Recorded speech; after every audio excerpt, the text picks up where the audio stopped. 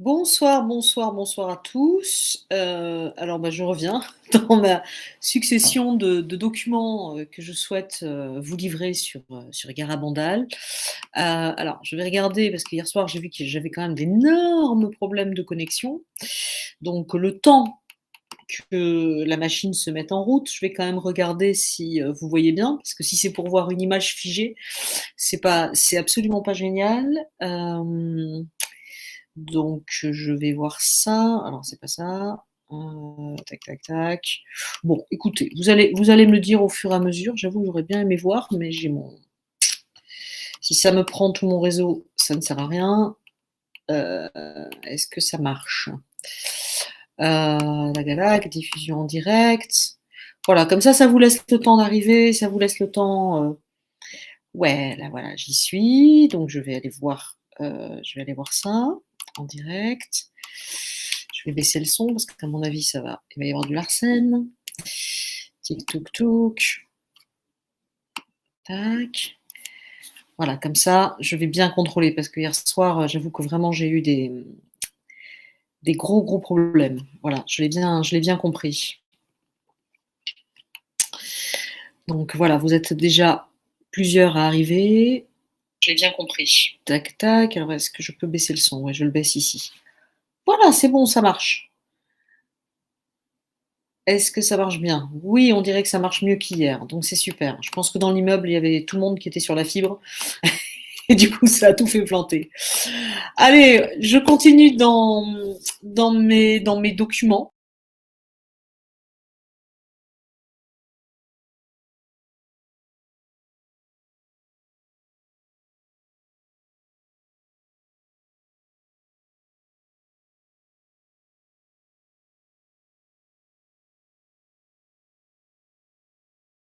Pourquoi j'ai un si mauvais réseau? Je n'en sais rien. Ce n'est pas normal, mais voilà. Donc je vais démarrer par des diapos. Est-ce que vous m'entendez bien? Oui. Tic-toc. Est-ce que mon chat est activé? Allez, hop, comme ça, vous pouvez me parler également. Donc, les diapos. Des diapos, donc ce sont des diapos pendant les apparitions, hein. Vous verrez qu'il y a des diapos moins spectaculaires qui sont du village de Garabandal à l'époque, mais ça permet encore une fois de bien voir que c'était vraiment un petit village complètement perdu au milieu de l'Espagne, avec des gros cailloux, sans électricité, enfin c'était arriéré Garabandal à l'époque. Donc voilà. Donc là, on voit bien la scène. Garabandal, c'était vraiment des scènes spectaculaires parce que les voyantes étaient tous sauf sol. C'est-à-dire qu'elles étaient entourées. Là, on voit le nombre d'hommes qui sont couchés sur elles. Alors, il y a des médecins, il y a des journalistes, il y a les gens à qui les petites filles remettent les chapelets. Là, sur la gauche, on voit un monsieur qui embrasse la croix. Là, il y en a un, on voit qu'il a la main où il l'enregistre, où il la pique. Je sais pas ce qu'il fait, mais en tout cas, voilà, c'est une sorte de test, parce qu'on les testait en extase, on les piquait pour être sûr qu'elles mentent pas. Et plus on les piquait, moins elles réagissaient. On les brûlait, on faisait passer des choses devant leurs yeux, et en fait, les yeux ne clignaient pas. Vous verrez dans d'autres documents, là, ce soir, on va finir le document d'hier, qui est quand même déjà assez important, et qui est un peu polémique, il faut bien le reconnaître, mais c'est un prêtre qui s'explique, c'était son ressenti de l'époque, il l'a expliqué parce que je pense qu'il était vraiment en souffrance de voir toutes ces barrières alors que lui, qui connaissait les petites filles, ça faisait 4 ans qu'il était avec, je pense qu'il était très très en colère. Euh, donc voilà, donc les scènes de Garabandal, les petites sont jamais seules, quoi. C'est assez spectaculaire. Bon là c'est un chapelet de l'époque. Là c'est une photo en couleur où on voit la garde civile. Vous voyez, malheureusement avec le temps, la définition du visage est assez mauvaise. Mais là ici, si vous voyez ma petite souris, bah, c'est une des voyantes. Je ne sais pas qui c'est. Est-ce que c'est Marie Loli? Est-ce que je sais pas. Voilà, on voit 3 gardes civils qui sont ici. Là, je me demande si c'est pas un prêtre. Est-ce que Voilà. Est-ce que c'est le prêtre de Garabandal qui était Don Valentin de Marie Chalard? Je ne sais pas. Mais vous voyez la foule qu'il y avait, et il y en a quatre d'ailleurs des gardes civils, il y a le quatrième qui est là. C'était incroyable, c'est-à-dire que les petites étaient obligées d'être protégées par la police pour pouvoir respirer, quoi. Alors dans les diapos, voilà une représentation de la Vierge de Garabandal. Est-ce que vous voyez bien? Ouais, c'est bon. Est-ce que vous m'entendez aussi? Oui, là c'est bon, il y a tout ce qu'il faut. Ok. Euh, voilà, ici c'est une image. Alors je crois que c'est Jacinta. Je ne veux pas dire de bêtises. J'hésite entre Marie-Loli et Jacinta, mais je pense que c'est Jacinta qu'on voit là. Euh, voilà, c'est un portrait tout simplement. Euh, voilà, là c'était le message que la très sainte Vierge a donné à Saint Michel. C'est le premier document qu'on a vu ensemble. Donc on en a parlé. C'est un document sévère hein, de Garabandal, et c'est à mon avis d'ailleurs ce qui a provoqué beaucoup de freins de la part de prêtres, parce que la Vierge n'est pas tendre dans ce message. Alors maintenant, si à l'époque on ne comprenait pas, aujourd'hui rétrospectivement, après le rapport de la SIAZ, et encore c'est en France, euh, on peut comprendre que la Vierge soit un petit peu en colère, vous voyez ce que je veux dire? Mais à l'époque, peut-être que les prêtres en place ne le voyaient pas de cette façon. Voilà, là c'est Marie-Crouse, voilà, qu'on voit en portrait.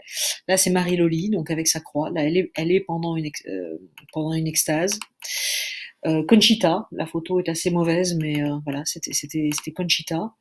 Là, c'était Conchita, je pense que c'est Marie-Loli quand même, avec Marie-Loli. Voilà, Conchita toujours un peu coquine, mais dans le sens mignon du terme. Voilà, on sent qu'elle est pétillante, on sent qu'elle aime blaguer. Voilà, elle est vivante. Voilà, Conchita. Ça, c'est un portrait du père Louis Andréou, qui est quand même le mort de Garabandal, qui est le seul avec les petites filles à avoir vu le miracle. Et d'ailleurs, hier, on a lu un texte de Conchita qui disait qu'en fait, il était mort de bonheur. C'est-à-dire il avait eu un tel bonheur de voir le grand miracle qu'en fait, il n'avait pas pu résister, il était mort. Voilà. Donc, c'est quand même incroyable, parce que c'était un jeune prêtre. Il n'avait pas l'âge de mourir, cet homme. Donc voilà. Là, on voit que c'est Marie-Loli, et visiblement, elle tend la langue. C'est pour recevoir l'Eucharistie, puisque c'est quand même, encore une fois, les gens, quand ils parlent de Garabandal, ils ne parlent que du spectaculaire, alors que pendant 4 ans, la Vierge les a fait communier, leur a fait prier le chapelet. C'est très, très, très collé à l'Évangile. Garabandal, hein, c'est pas du tout fantasque. Hein. Là, je sais pas qui c'est. Je sais pas quelle est la petite fille, quelle est la petite voyante, voilà. Vous voyez, là, c'est les extases. C'est les portraits pendant les extases. Là, elles sont à 3. Tac, tac. Voilà. Là, c'est une des voyantes qui embrasse la croix. C'est quand même incroyable. Dès qu'il y a de la couleur, c'est quand même dingue. Hein. Voilà. On voit en fait moi, ce qui me frappe toujours dans ces photos, c'est de voir en fait le regard des voyantes par rapport au regard des gens qui sont derrière. Et on voit que ça n'a rien à voir. C'est-à-dire le regard de la voyante est un regard habité par quelque chose. Les gens qui sont derrière, ils se posent des questions, ils se regardent entre eux. Enfin, on sent qu'ils vivent pas du tout la même chose. C'est ça qui est quand même incroyable. Voilà, là, c'est encore donc 2 des voyantes avec une troisième. Alors, des fois, elles voyaient pas complètement la même chose. C'est ce qu'elles expliqueront plus tard. La photo d'après, c'est la photo peut-être la plus célèbre, hein, c'est le miracle de l'Eucharistie, puisque à l'œil nu, on ne voyait pas l'hostie, et avec l'appareil photo, on voit l'hostie déposée sur la langue. Voilà, c'est juste incroyable. Hein, voilà. Voilà, là j'avoue que je sais pas trop bien ce que c'est. Je pense que c'est aussi une. Je sais pas. Voilà. Et là, c'est les 4 petites filles. Voilà. Marie-Crouse, je crois que là que c'est Marie-Loli, Conchita et Jacinta. Voilà. Voilà, pour les diapos de ce soir. Alors, je reviens avec vous, tactique, hop, voilà, hop, masqué sur le stream. Voilà. Donc je reviens avec vous. Ça c'est pour les diapos de ce soir. Alors je regarde si on voit toujours bien sur l'écran. Ouais, c'est bon. Donc vous m'entendez, vous me voyez, parce que vraiment hier je me suis fait un peu dépasser par la technique qui ne marchait pas. Alors ce que je vous propose, c'est qu'on reprenne en fait le document d'hier. Euh, alors pareil, je vais l'afficher, tac tac, sur le stream. Voilà. On va se mettre comme on fait d'habitude. Voilà, on va se mettre comme ça. Donc, le document d'hier, souvenez-vous, c'était un peu dur. C'était une analyse en fait du père Laffineur qui disait qu'en clair, l'enquête, la commission d'enquête en fait était foireuse. Voilà. Je vais le dire avec mes mots, mais il l'a dit de manière un peu plus violente lui hier. Il n'était pas tendre du tout. Vous allez voir, il continue de pas être tendre, ce prêtre qui a la sensation en fait de se faire en fait, je crois, pour le lire énormément, qu'il a la sensation de trahir la Vierge, en fait. Je pense que si, au fond de lui, il porte pas le message jusqu'au bout, si le message ne parvient pas aux oreilles de tout le monde, ben, parce que il y a un tel qui a été un peu ambigu, il devient fou, en fait, voilà. Et je pense que là, il est extrêmement en colère quand il écrit, on le sent. Et, et voilà. Et on voit surtout à quel point il croyait dans les apparitions, à quel point il croyait, notamment en Conchita, puisqu'après, assez rapidement, la Vierge n'a plus parlé qu'à Conchita, et il était vraiment euh, en admiration, c'est pas le mot parce que ça enlèverait le côté sérieux, mais je crois qu'il appréciait vraiment la justesse en fait de Conchita. Voilà. Donc, je vais juste relire la conclusion de ce qu'on a lu hier, et puis après on va continuer le document. Euh, à notre connaissance, on ne s'est jamais moqué de la sorte, ni de la doctrine, ni de la morale, ni du droit canonique. Jamais on ne s'est moqué, à l'occasion d'apparitions aussi cyniquement de l'Église et du peuple chrétien, tout cela jusqu'au 17 août 1965. Voilà, donc je pense qu'il est beaucoup plus violent que je ne suis dans les propos vis-à-vis de la commission de Santander. Voilà. Mais c'est aussi parce que la commission elle est foireuse dès le début que Garabandal va avoir autant de mal après. C'est-à-dire que les gens, quand ils ont après une idée dans la tête, ils se disent ah ben Garabandal c'est pas sérieux parce qu'on nous l'a dit. Peut-être d'autres choses derrière. Rien que dans les diapos, même sans. Et puis vous allez voir tous les rapports médicaux, mais rien que dans les diapositives, on sent bien qu'il y a de la vie. Moi, dans une autre vie, j'étais prof de théâtre quand j'avais 18-19 ans pour des enfants, et le premier truc qu'on leur apprend, c'est de pas avoir un regard vitreux, parce que quand ils jouent, ils ont un regard vitreux, mais d'avoir vraiment un regard habité, de regarder quelqu'un, de s'exprimer, et pas d'être comme ça. Et là, on voit bien sur les photos que les petites, elles peuvent pas jouer la comédie, c'est impossible. On sent bien qu'elles sont habitées par quelque chose. Alors qu'est-ce qu'elles voient? Ça, c'est encore autre chose. Mais c'est pour ça que je trouve que c'est intéressant que ce soit un prêtre, plusieurs prêtres d'ailleurs, vous verrez, il n'y a pas que lui, plusieurs prêtres qui s'expriment. C'est que une fois qu'on a analysé qu'en fait elles voient vraiment quelque chose, qu'il se passe quelque chose, puis quand elles sont en lévitation, elles n'inventent pas, elles lévitent. Donc il y a bien un truc qui est pas normal. Donc une fois qu'on a compris qu'il se passe quelque chose de surnaturel, alors qu'est-ce que c'est? Alors est-ce que c'est de Dieu? Est-ce que c'est du diable? Ça, l'analyse, elle est intéressante. Et c'est pour ça que je trouve que les documents d'un prêtre, de plusieurs prêtres, c'est intéressant à lire, parce que tous sont complètement d'accord. Tous les gens présents, tous les prêtres présents étaient d'accord pour dire non, non, non, non, non, c'est pas du tout démoniaque. Ça vient bien de Dieu, c'est quelque chose qu'on ne comprend pas. Voilà, c'est ça que je trouve intéressant. Alors la deuxième partie de ce document donc, qui s'appelle Garabandal et le droit canonique, c'est Santander au temps de son éminence Monseigneur Puchol. Parce qu'on a vu hier que pendant les apparitions et juste après, c'est-à-dire 1960 à 1970, il n'y a pas eu un seul évêque, il y en a eu 5. Alors c'est très compliqué quand on arrive nouvel évêque à Santander de tout de suite porter le dossier des apparitions de Garabandal. C'est quand même c'est un peu tendu, on peut le comprendre.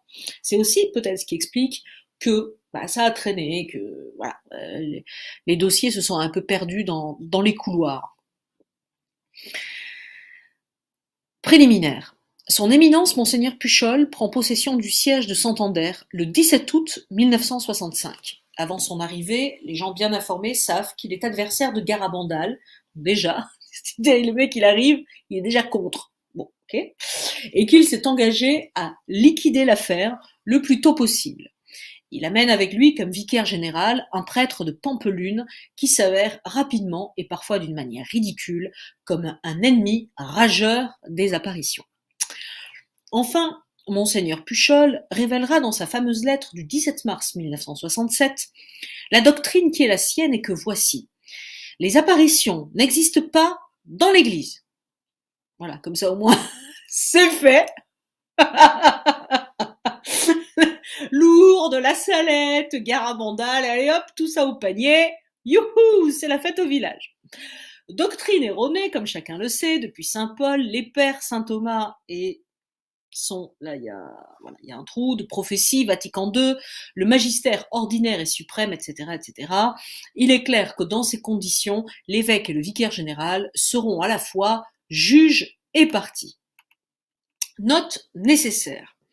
En 1961, en pleine euphorie des apparitions, Notre-Dame du Mont-Carmel du Carmel avertit les voyantes qu'un jour elles se contrediront, iront jusqu'à douter, etc.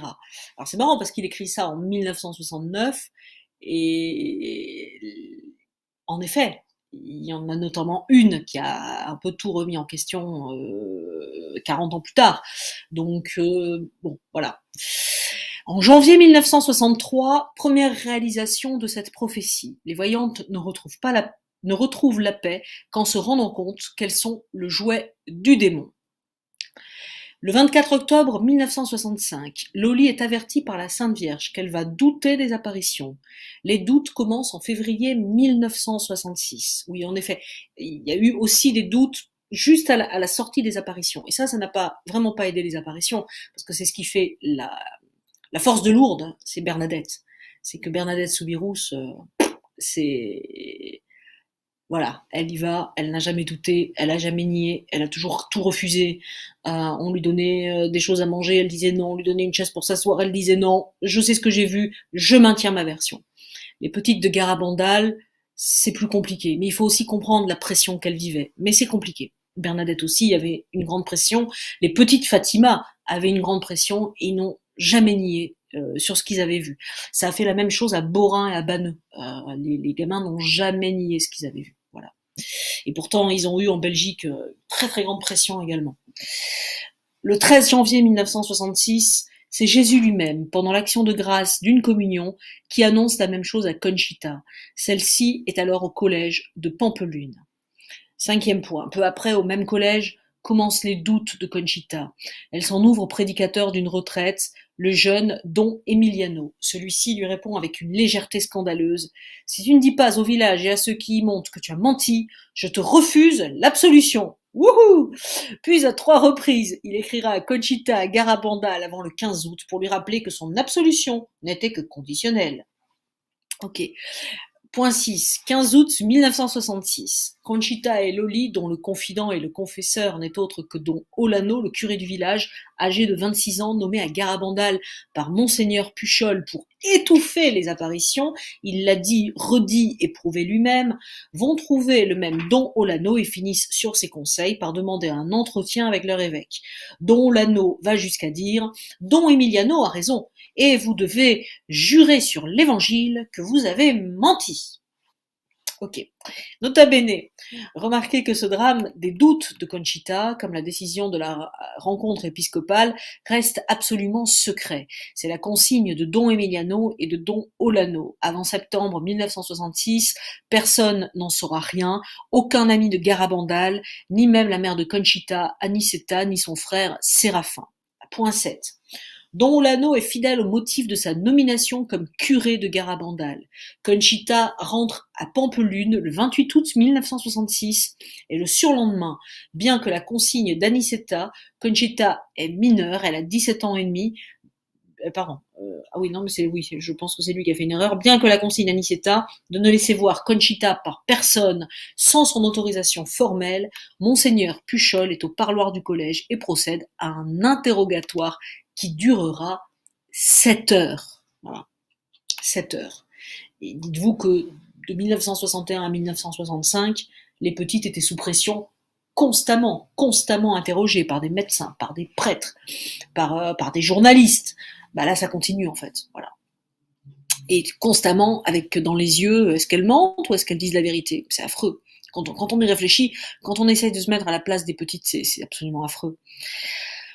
Pampelune, le 30 août 1966. On peut voir facilement dans ce qui précède de cette seconde partie dans quelle mesure on a respecté la doctrine, la morale, le droit naturel et le droit canonique. Ce n'est qu'un prélude, car voici la journée de Pampelune. D'un côté, l'évêque, qui opère dans un autre diocèse que le sien et force la consigne d'Aniceta, son vicaire général que l'on connaît, Don Olano, le jeune curé de Garabandal, adversaire déclaré des apparitions, et le proviseur de l'évêché que nous ne connaissons pas.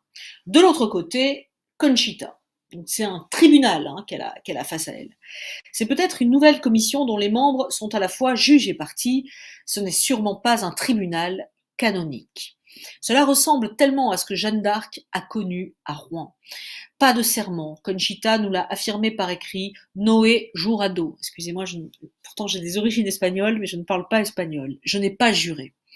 Conchita nous a affirmé par écrit. J'ai dit que je n'avais pas vu la Vierge, mais j'aurais dû dire. Je doute de l'avoir vue. J'ai affirmé, continuera Conchita, que les mamadas, les 3 appels intérieurs qui, en chacune de nous précédaient chaque extase, étaient vrais. On m'a dit que je me trompais, qu'il s'agissait de mouvements naturels nerveux. 4. Ils avaient bien, du moins je le pense, que j'ai toujours affirmé que le miracle de l'hostie, le message, le miracle à venir était vrai. Je n'avais pas à y revenir devant eux. Oui, j'ai récité de mémoire mon diaro, mon journal de 65 pages. Oui, monseigneur Puchol m'a demandé l'anneau baisé par la Sainte Vierge que je portais au doigt, et il l'a porté à ses lèvres plusieurs fois. Mais il m'a dit en même temps, je le baise, non pas parce qu'il aurait été par Notre-Dame, mais parce qu'il porte un Christ. Lol.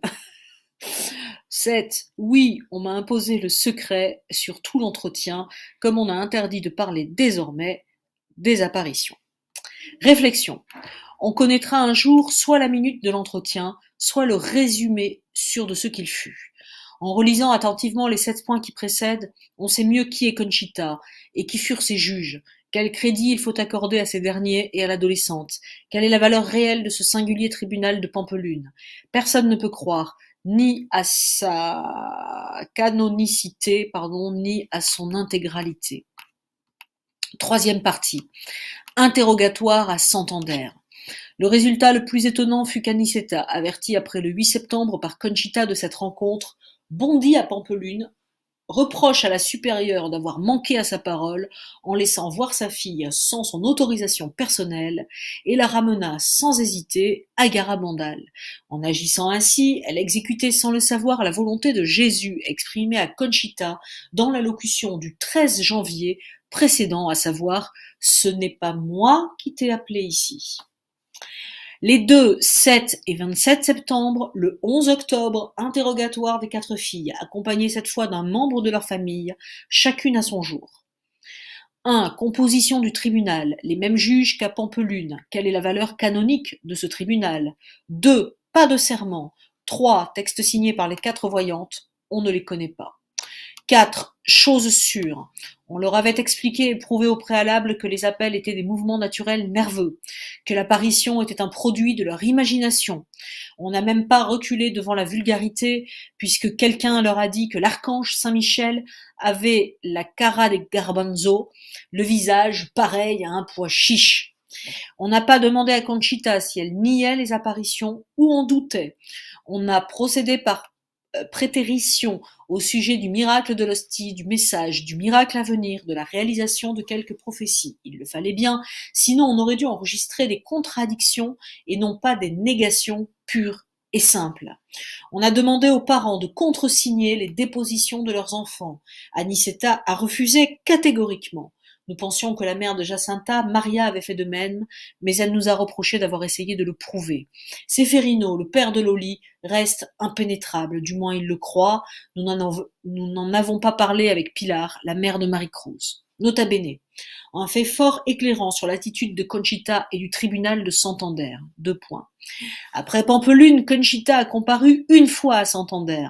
À un moment, on avait introduit près d'elle sa mère, Aniceta, et une amie de celle-ci. Quelqu'un dit alors à Conchita: Mais tu as donné la date du miracle au Saint-Père? Monseigneur Puchol regarda Conchita avec le plus grand étonnement. Conchita répondit: Non, je n'ai pas donné la date au Saint-Père. L'évêque poussa un soupir de soulagement et de satisfaction. À la sortie de l'évêché, l'ami d'Aniceta revint sur le sujet. Mais Conchita, tu as toujours dit que lors de ton entretien de plus de 2 heures au Saint-Office, le 12 janvier 1965, tu avais confié la date du miracle au cardinal Ottaviani pour qu'il la donne au Saint-Père. Conchita répond: Bien sûr, répondit l'adolescente, cela c'est vrai, mais je ne l'ai pas donné moi-même au Saint-Père. C'est ce que j'ai voulu dire à monseigneur Puchol. À l'évidence, cette petite conversation suffit pour se rendre compte de la valeur scientifique, si on ose dire, morale et juridique du fameux tribunal de Santander. Et, entre parenthèses, on s'aperçoit, ça c'est moi qui le dis, on s'aperçoit aussi de l'ingénuité, j'ai envie de dire, de l'ingéniosité, pardon, de Conchita, qui du coup louvoie pour le monseigneur Puchol, voilà, pas lui donner ce qu'il a envie d'avoir. Quatrième partie, Santander et Rome. Le 16 octobre, le rapport de Santander partait pour Rome. Les interrogatoires ayant commencé le 28 août pour se terminer le 11 octobre, on constate qu'on a fait plus que rondement les choses, qu'on n'avait nul besoin de mettre l'affaire en long délibéré, qu'en 5 jours tout a été réglé, que l'Espagne a toujours le temps. À la date du 10 mars 1967, la Congrégation pour la doctrine de la foi répondait. Après les félicitations d'usage de la courtoisie romaine à l'égard d'un évêque, les derniers mots affirmaient la position de Rome. Alors c'est de l'espagnol, pardonnez-moi. No hay razón para que esta sagrada congregación intervenga en ella. Il n'y a pas de raison pour que cette congrégation sacrée intervienne dans cette affaire. Quand on sait que la congrégation avait accueilli avec la plus grande bienveillance Conchita pendant plus de 2 heures, qu'elle connaissait non seulement la date du miracle à venir, mais les paroles du Saint-Père, lui-même que nous citerons plus loin, qu'elle possédait les rapports de Santander, ceux de la commission et monseigneur Puchol, et qu'elle avait pu les comparer avec les rapports autrement sérieux des défenseurs de Garabandal, on comprend la sagesse suprême de pareille abstention publique. Mais en même temps, on est stupéfié de l'usage que Santander, et à cause de lui, la presse de tous bords et la moitié des chancelleries diocésaines du monde allaient en faire. Santander. Monseigneur Puchol ne prit guère le temps de réfléchir. Datée du 10 mars, la lettre de la Sacrée Congrégation a dû lui parvenir le 13 ou le 14. Or, le 17, il publiait la sienne. Nous la résumons. Attachez votre ceinture. Rien de surnaturel ne s'est passé à Garabandal. C'est un innocent jeune enfant. La pression sociale a fait le reste. D'ailleurs, c'est impossible en soi. Nous ne répondons pas de pareille naïveté, qu'on se reporte aux livres qui ont été publiés en faveur de Garabandal et au résumé qui accompagne ce petit travail sur la canonicité des procédés de Garabandal. Mais puisqu'il s'agit précisément de cette canonicité, nous ajoutons tout ce qui va suivre. A. Cette lettre du 17 mars n'est pas un décret de l'évêque comme évêque. Il suffit pour le constater de lire le texte. B. C'est une opinion, celle de monseigneur Puchol. C. Cette opinion, il l'expose lui-même le 18 devant les moyens de communication modernes. D. On constate que cette fois, le document n'interdit plus aux prêtres de monter à Garabandal. C'est bien la pensée de l'évêque, car à un théologien qui lui en fera la remarque, il répondra: Je n'avais pas apporté cette interdiction puisqu'il s'agit d'un innocent jeu d'enfant. Le 19 paraît la note épiscopale datée du 17 mars. À la suite du texte épiscopal paraît aussi la lettre romaine datée, elle, du 10 mars. Les gens avisés s'en étonnent. Comment une lettre antérieure peut-elle faire suite à un document qui lui est postérieur? C'est très clair. Monseigneur Puchol agit ainsi pour prouver que Rome approuve sa propre note.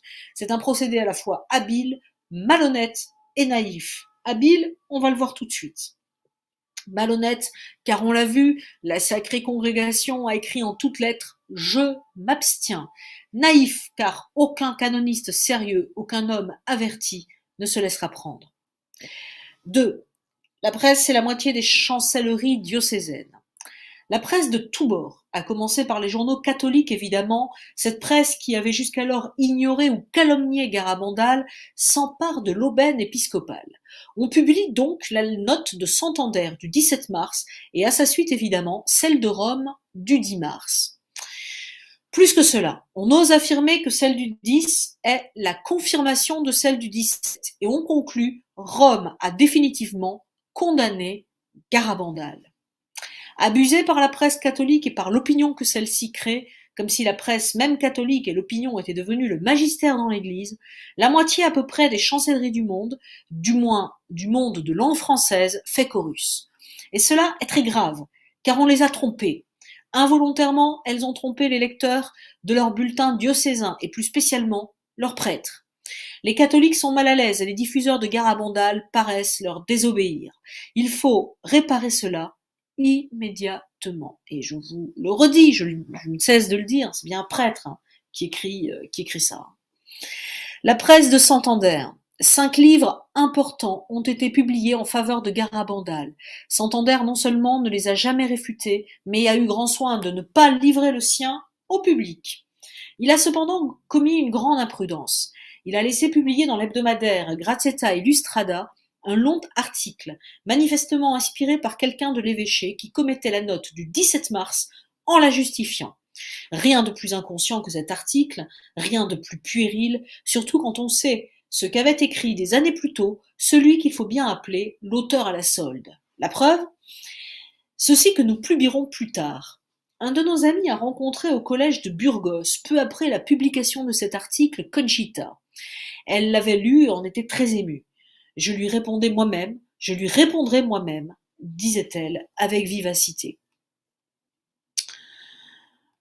Fort bien, répliqua notre ami, mais en attendant, résume-moi ta réponse. C'est ainsi que nous possédons le résumé écrit de la main de Conchita, dans lequel, entre autres choses, elle affirme énergiquement la vérité du miracle de l'hostie. 4. Il y a plus que cela. En effet, Conchita elle-même nous a résumé toute sa pensée au sujet de Monseigneur Puchol et de son attitude des 17 et 19 mars 1967. Elle a écrit avant la mort de son évêque, qui a eu lieu le 10 mai 1967, « Si Monseigneur a fait cela de bonne foi, que Dieu lui en tienne compte. Mais moi, en mon nom, je dis ceci. À cause de cela, ceux qui croyaient en Garabandal y croiront davantage.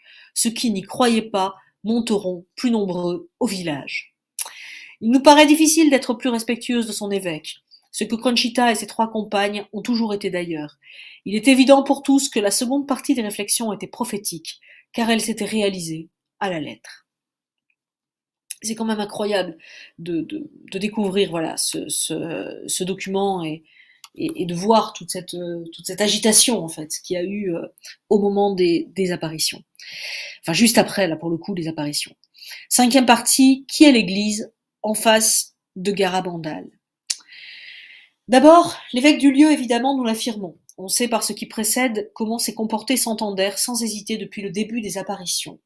On cherche vainement la canonicité authentique de son comportement et la décision formelle engageant canoniquement l'autorité de l'évêque comme évêque. Il est clair qu'elle aurait dû s'affirmer comme telle, selon la loi canonique, et aller jusqu'aux excommunications qui s'imposaient dans l'hypothèse du bien-fondé des agissements de Santander. On est loin du compte. Nous n'avons pas entendu dire encore qu'un décret important du 5e concile de Latran ait été abrogé. Celui-ci dit « Quand il s'agit de révélations prophétiques, la question relève du pape lui-même. » Ça, c'est incroyable. Ça, parce que aujourd'hui, quand vous parlez de Garabandal, les gens vous disent « Ah non, mais c'est à l'évêque de le reconnaître. » Ok, sauf qu'en fait, non. Là, le père Laffineur est en train de prouver par A plus B qu'il y a donc un décret important du 5e concile de Latran qui dit qu'à partir du moment où il y a des prophéties dans une apparition, cela ne relève plus du domaine de l'évêque, mais du domaine de Rome. Donc aujourd'hui, pour attester la véracité des apparitions de Garabandal, c'est le pape François. Voilà, ça c'est quand même extrêmement important. Là, on a quelque chose pour les amoureux de Garabandal qui est très très important à comprendre. Nous savons que Santander connaît ce texte, car nous le lui avons indiqué nous-mêmes. Le 13 janvier 1966, Conchita, nous l'avons vu plus haut, a été reçue avec la plus grande bienveillance au Saint-Office, pendant plus de 2 heures, en présence entre autres personnes des cardinaux Ottaviani et Marella, nous révèle le chanoine Porot dans son admirable livre. Conchita a affirmé plus tard à plusieurs reprises: j'ai donné la date du miracle au cardinal Ottaviani pour qu'il la communique au Saint-Père. À ce moment-là, le 13 janvier, elle ignorait encore qu'elle rencontrerait le pape lui-même, comme elle ignorait que Santander, bien qu'il sût que Conchita était convoquée à Rome par le Saint-Office, avait télégraphié à la secrétairerie d'État, admirer le procédé à l'égard du Saint-Office pour empêcher toute entrevue avec Paul VI. Après cela, ce fut la visite au vénérable Padre Pio à San Giovanni, Rotondo. Nous savons maintenant de la source la plus sûre qu'elle y fut reçue avec non seulement bienveillance religieuse, mais aussi la plus paternelle tendresse. L'histoire de la jupe trop courte est une odieuse calomnie. À propos du Padre Pio et de Garabandal, nous extrayons de la lettre publique de Monseigneur l'archevêque de Jalapa, Mexique, le passage suivant. Un des membres de la Sacrée Congrégation pour la doctrine de la foi, Monseigneur Filippi, a fait une déclaration au révérend père Élie, supérieur du Carmel de la ville de Puebla, qui le consultait à Rome sur les apparitions de la Très Sainte Vierge à Garabandal. Il lui a dit, ouvrez les guillemets, le fait que le père Pio, reconnu pour sa vertu, sa science et son attachement au Saint-Siège, approuve ces apparitions et encourage les 4 petites voyantes à propager le message de la Très Sainte Vierge, est une grande preuve de la véracité de celle-ci. Voilà qui fait justice des racontars ridicules de l'entourage du Padre Pio, de son entourage immédiat et lointain. 5. Nous sommes le 19 janvier. 6 jours après le long entretien du Saint-Office, celui-ci a eu tout le temps de faire rapport à qui de droit, c'est-à-dire à son préfet, le pape lui-même. À l'occasion de l'audience publique de ce même 19 janvier, Paul VI reconnaît Conchita, s'arrête devant elle, le visage transfiguré lui dit « Conchita, je te bénis, et avec moi, toute l'Église te bénit. » Nous relevons évidemment avec le plus grand soin ces paroles incroyables sur les lèvres du pape lui-même. « Avec moi, toute l'Église te bénit. » Qu'on les médite. 6. Il y a d'autres paroles du Saint-Père en faveur de Garabandal à 2 reprises. Il a affirmé qu'il y croyait, allant même jusqu'à dire qu'il attendait une grâce personnelle et qu'il en conseillait la diffusion dans la charité. On a contesté la première, on ne conteste pas la seconde. Elles sont toutes deux absolument authentiques. Conclusion de cette 5e partie. Dans nos conférences, nous avons toujours exposé ce qui précède très loyalement. À notre plus grande surprise, plus d'une fois, on nous a fait tenir des coupures de journaux catholiques, notamment en Suisse et au Canada. Des professeurs de grands séminaires, qui l'eût cru, nous accusaient de bafouer la hiérarchie. Nous espérons qu'ils liront attentivement cette 5e partie et que leur prochain article réparera, comme ils le doivent en conscience, leur calomnie, car nous posons fermement la question en face de Garabandal: qui est l'Église? 1. Sont-ce le Santander décrit exactement plus haut la presse et les chancelleries abusées, ou sont-ce l'évêque du lieu, qui aurait dû être ce qu'il ne fut pas, le 5e concile de Latran, la Sacrée Congrégation, le Saint-Père lui-même? On doit répondre à ces 2 questions. Personne n'a le droit de se dérober. Nota bene, évidemment les sentiments du vénérable et si cher Padre Pio nous sont extrêmement précieux, on s'en doute, mais nous ne les incluons pas dans la canonicité de l'affaire de Garabandal. 6e partie. Les laïcs, les catholiques et les autres interrogent Santander. Les laïcs, les catholiques et les autres interrogent Santander. On a très bien vu ce que Santander a réglé entre le 30 août 1967 et le 16 octobre de la même année, en un mois et demi.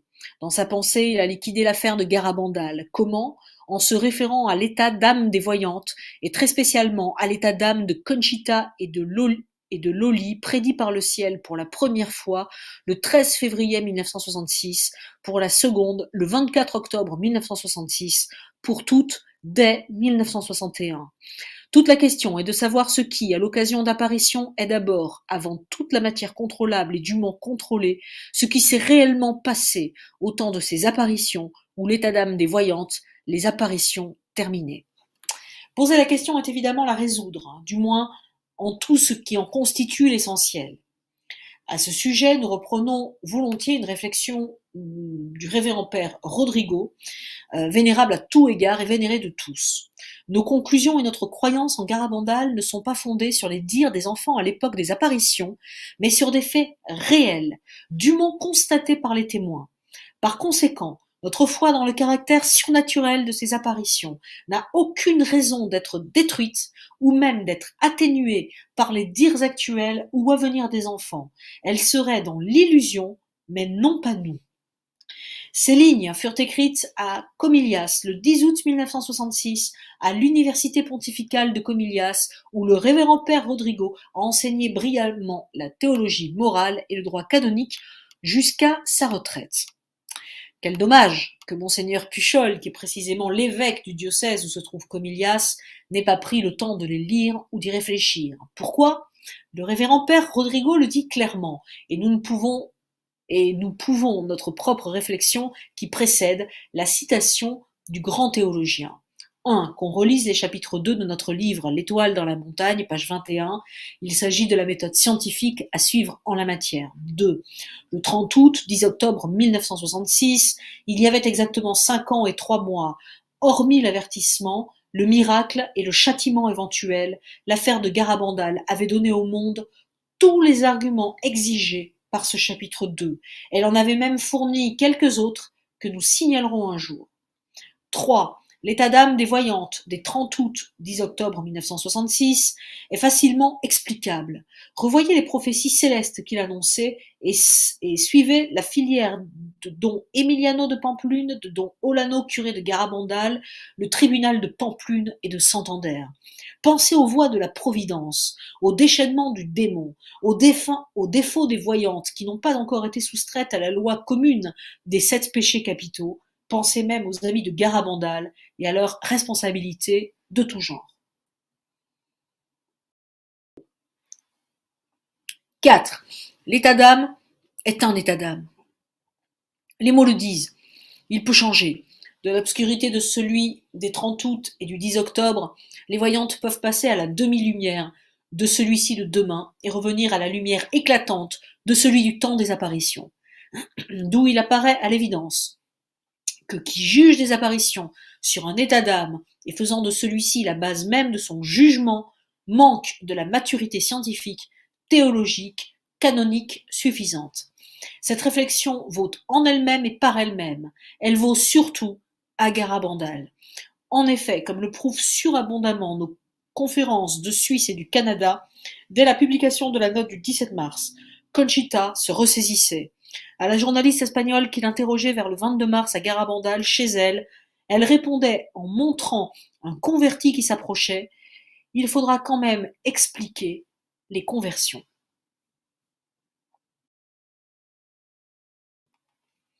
Après cela, elle, comme Loli et Jacinta, progressivement et malgré l'interdiction formelle de Santander, ont marché d'une manière continue vers le retour à la lumière complète.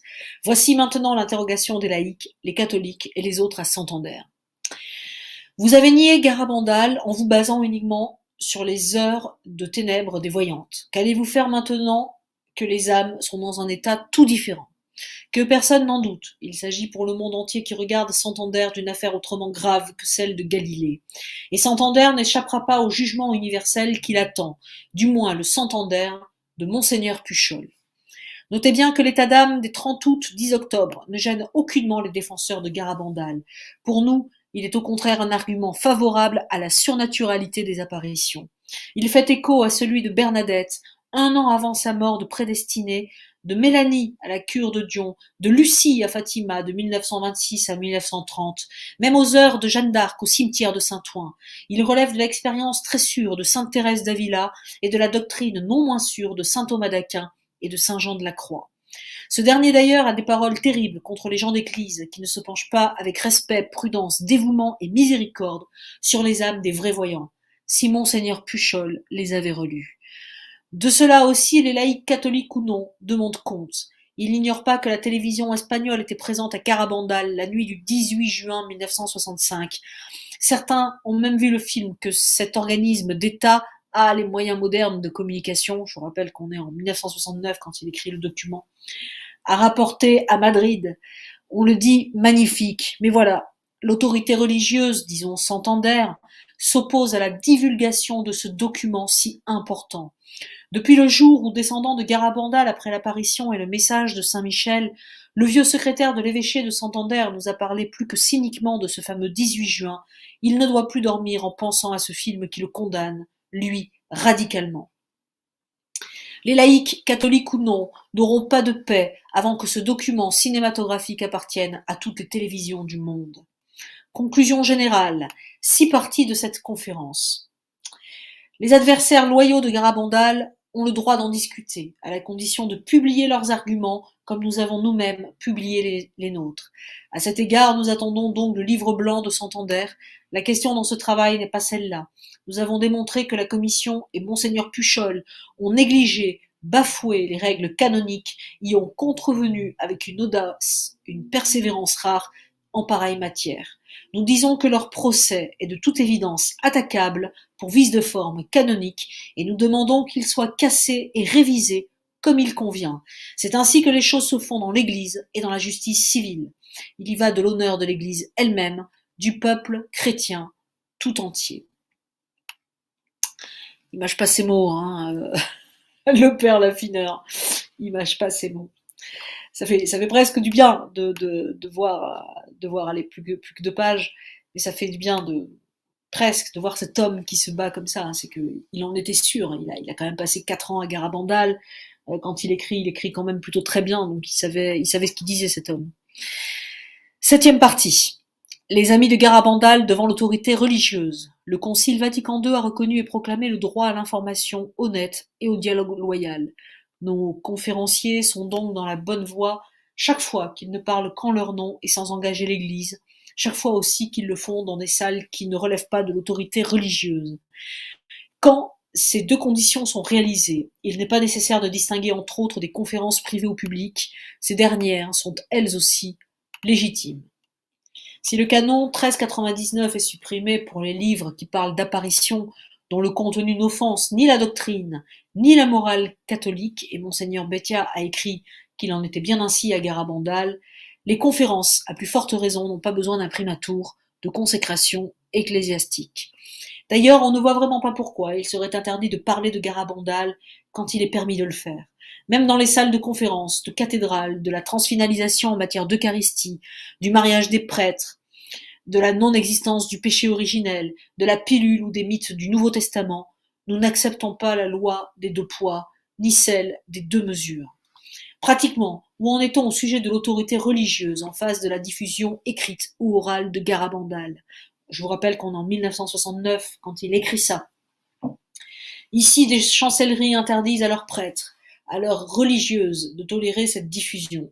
Elles vont même jusqu'à faire une pression incompréhensible sur des laïcs. Elles condamnent ou rappellent à l'ordre les conférenciers, affirmant qu'un prêtre n'a pas le droit d'exprimer sa pensée personnelle sans engager l'Église.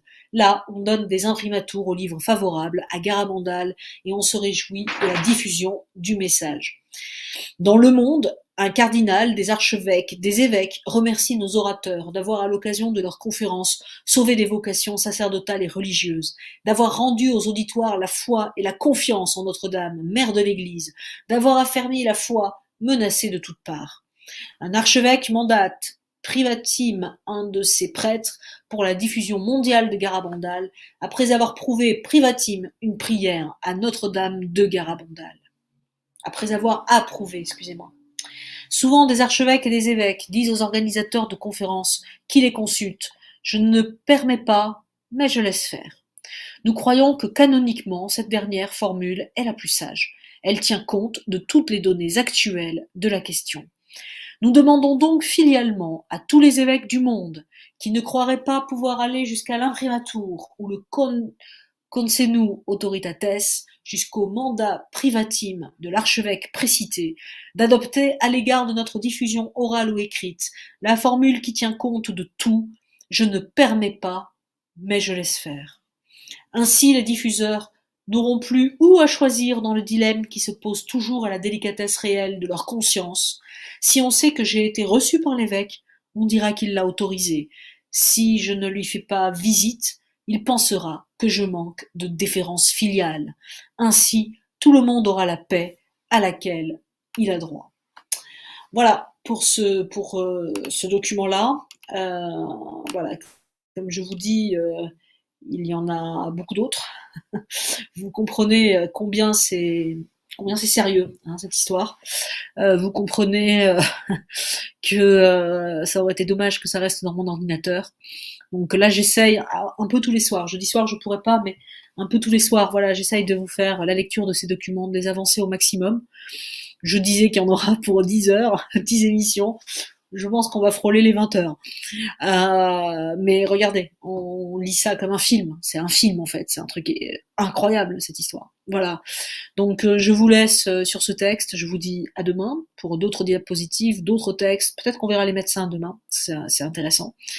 Et je vous invite à la prière pour le monde parce qu'en ce moment précisément, on est le 28 février 2022, le monde en a grandement besoin. Voilà. Je vous souhaite une très belle soirée, je vous aime. À, à très vite, à demain. Oui, 19h demain. 19h demain.